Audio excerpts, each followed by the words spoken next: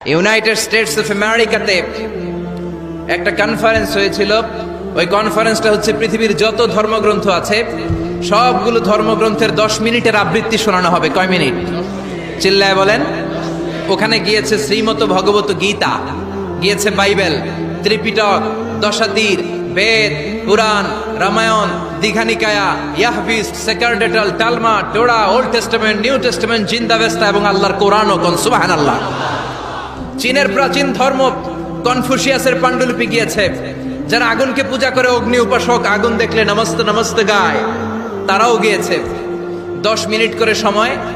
এই কনফারেন্সের উদ্দেশ্য হচ্ছে এইটা চেক করা, in order to check which book, which recitation of the holy book is the most excellent recitation ever. কোন বইয়ের আবৃত্তিটা বেশি সুন্দর লাগে। 10 মিনিট করে সময়।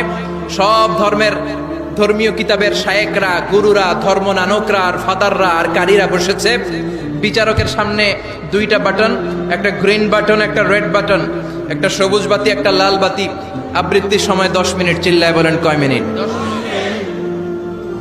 সবুজ বাতিতে চাপ দিলে আবৃত্তি শুরু, রেড বাটনে চাপলে আবৃত্তি শেষ। প্রথমে ডাকা হয়েছে শ্রীমত ভগবত গীতা। 10 মিনিটের জন্য যে পড়তে শুরু করেছে, ওম নমো ভগবতি বাসুদেবায়। 10 মিনিট পড়েছে। পড়ার পরে বিচারক রেড বাটনে প্রেস করেছে, সময় শেষ, নেমে গিয়েছে।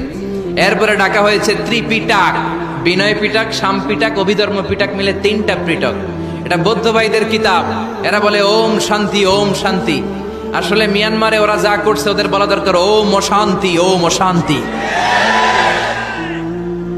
ওরা বুদ্ধাং শরণং গচ্ছামি, ধাম্মাং শরণং গচ্ছামি পড়তে পড়তে 10 মিনিট শেষ, চলে গেল।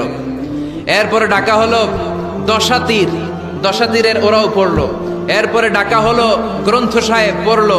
জিন্দাবেস্তা পড়লো 10 মিনিট। এরপরে ডাকা হলো ভ্যাটিকান সিটির পোপকে। গত মাসে পোপ আসছিল না? এই পোপের আগের পোপ, তাকে ডাকা হলো to recite the Holi Bible for 10 minutes. 10 মিনিটের জন্য বাইবেল পড়তে আসেন। উনি এসে ওনাদের বাইবেল পড়ে গেল 10 মিনিটের জন্য। ওনার বাড়ি হচ্ছে ভ্যাটিকান সিটিতে, ইটালির রোমের মাঝখানে স্বায়ত্তশাসিত একটা আলাদা দেশ আছে। ওইখানে শুধু পোপরা থাকে, যারা বিয়ে না করে খ্রিস্টানদের ফাদার, প্রোটেস্টান্ট, অর্থোডক্স আর রোমান ক্যাথলিক, ওরা সেইখানে রাজ্য স্থাপন করেছে। গোটা বিশ্বের খ্রিস্ট ধর্মকে তারা চালায়।